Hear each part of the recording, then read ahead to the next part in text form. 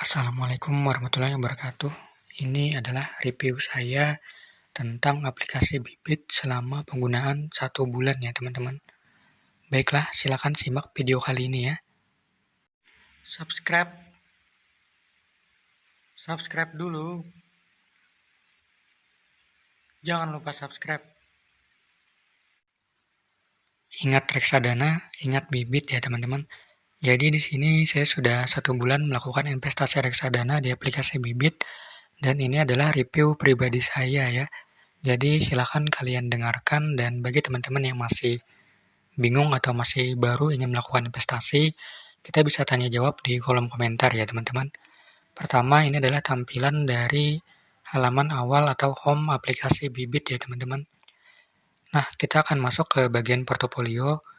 Di sini ada tulisan lihat performa portofolio. Kita klik saja ya teman-teman. Kalian lihat di atas ada ikon lambang tangan ya.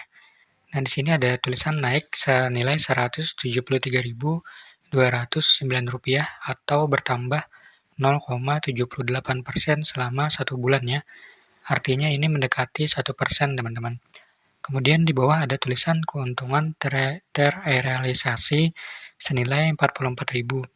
Ini adalah keuntungan yang saya sudah cairkan berupa reksadananya ya. Jadi informasi saja buat teman-teman, jika ingin menarik keuntungan maka diwajibkan untuk menjual seluruh reksadana yang kalian miliki. Nah, kasusnya milik saya ini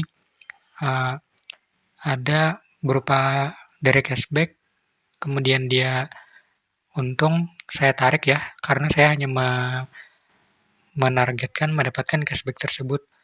Ini adalah Monolab dana kas 2 kelas A. Saya deposit senilai Rp1.500.000 dan keuntungannya Rp1.200 ya. Kenapa saya tarik? Karena saya hanya ingin mendapatkan cashback dari aplikasi reksadana ini ya teman-teman. Cashbacknya saya kumpulkan dan saya switch ya.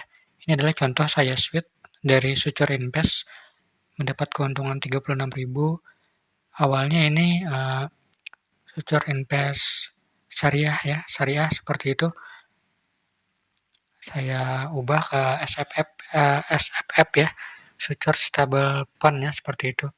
Dan ini adalah keuntungan yang sudah saya terima di ATM atau saya cairkan berupa reksadananya senilai Rp44.000 dan yang di atas ini adalah keuntungan reksadana sementara ya. Kenapa saya bilang sementara? Karena untuk reksadana sendiri bisa naik bisa turun. Ini adalah grafiknya dan kalian lihat saya pertama kali menabung itu tanggal 4 Agustus tahun 2022.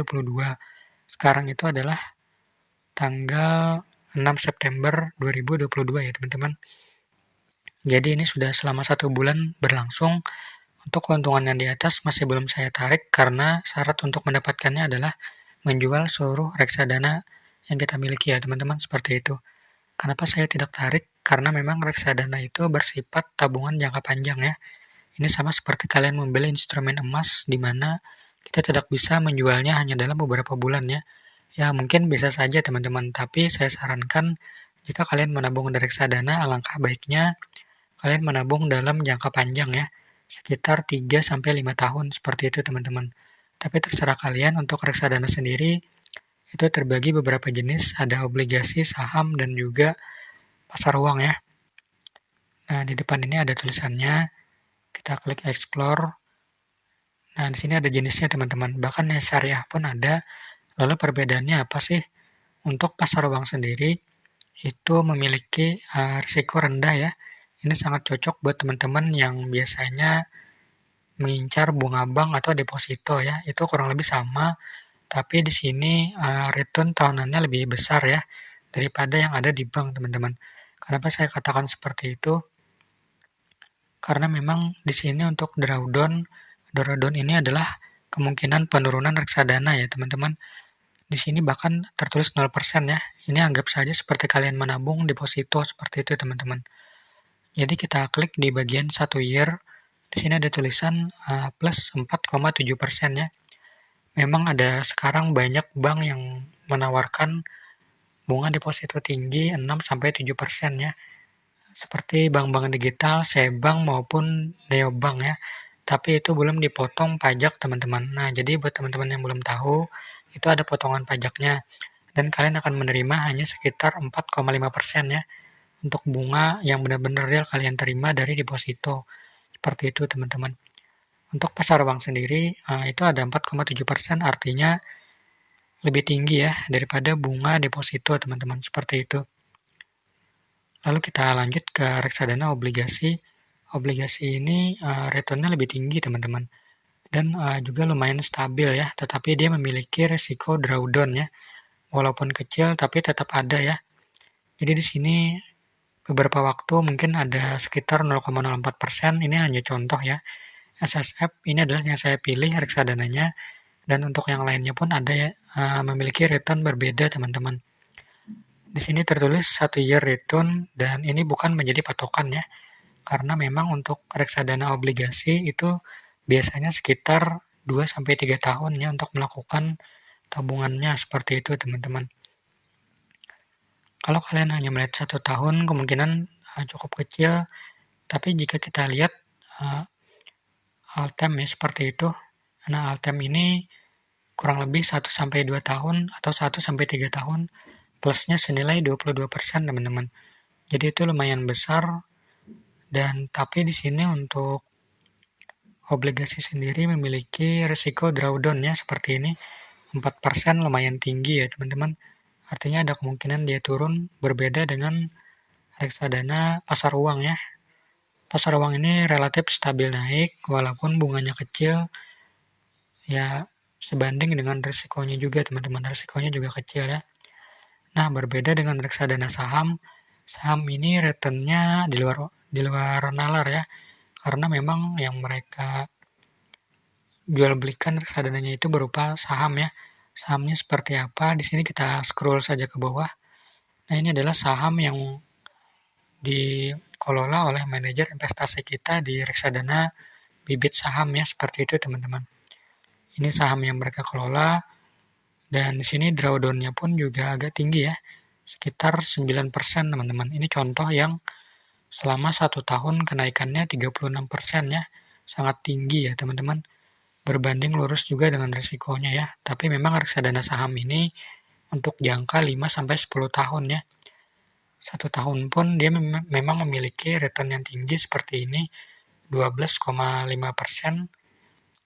Tapi jika kita klik di all year, ini hanya contoh ya teman-teman, bisa sampai 1000% ya. 3 tahunnya ya masih tidak stabil ya. Jadi untuk saham ini kadang sangat tinggi, kadang sangat rendah. Ya, ini risiko yang lumayan tinggi ya.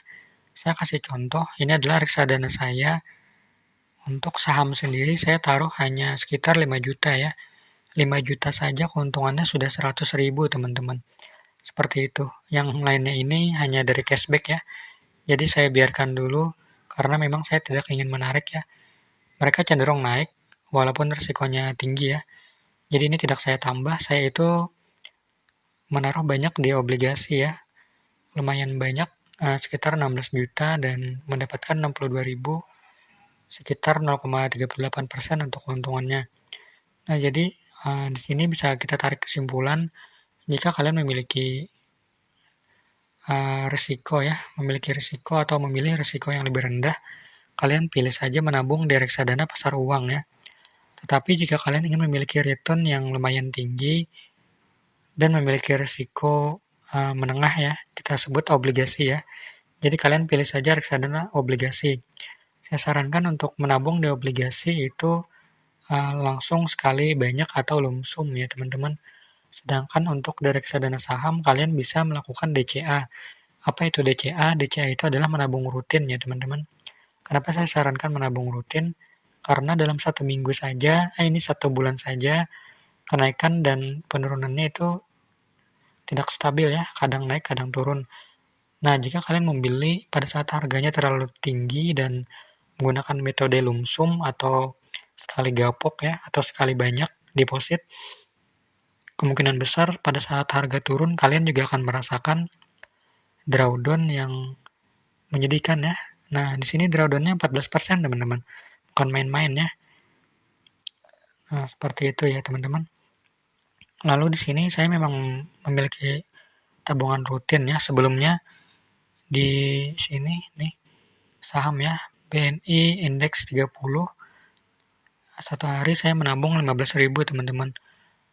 Tapi untuk sementara saya mengikuti program cashback dari Bank Jago ya, nabung rutin selama 3 bulan mendapatkan cashback 50.000 teman-teman.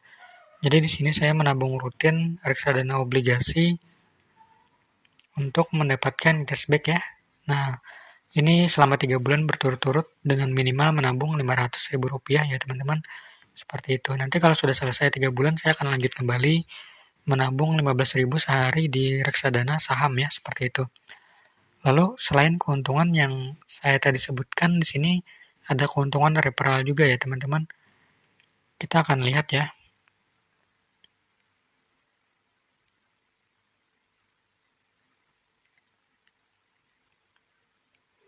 Nah, di sini saya sudah mencoba mengundang saudara saya ya. Dia mendapatkan cashback 25.000 dan saya pun juga mendapatkan cashback 25.000. Kemudian di sini saya mendapatkan cashback kembali 50.000 dari saya menabung di Bank Jago ya. Nah, jadi di sini untuk cashback sendiri sudah Rp75.000 ditambah keuntungan yang sudah saya cairkan senilai 44.000. Untuk yang 173.000 ini belum bisa kita sebut sebagai keuntungan ya, karena belum kita tarik semuanya teman-teman, seperti itu.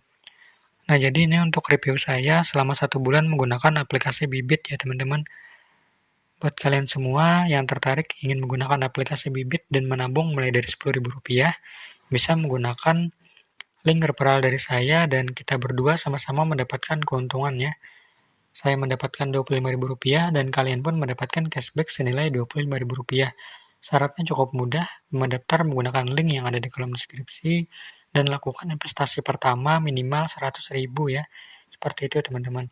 Nanti cashback akan masuk berupa reksadana dan bisa kalian cairkan sesudah 3 hari ya, seperti itu. Jika kalian ingin mendapatkan cashback yang lebih besar, kalian bisa menabung menggunakan Bank Jago. Kalian install dulu aplikasi Bibit dan kalian pilih mendaftar Bank Jago melalui aplikasi Bibit ya, seperti itu teman-teman. Baik, mungkin ini dulu untuk review dari saya. Semoga bermanfaat dan akan selalu saya update setiap bulannya ya. Sampai bertemu di bulan berikutnya dan salam cuan untuk kita semua ya teman-teman.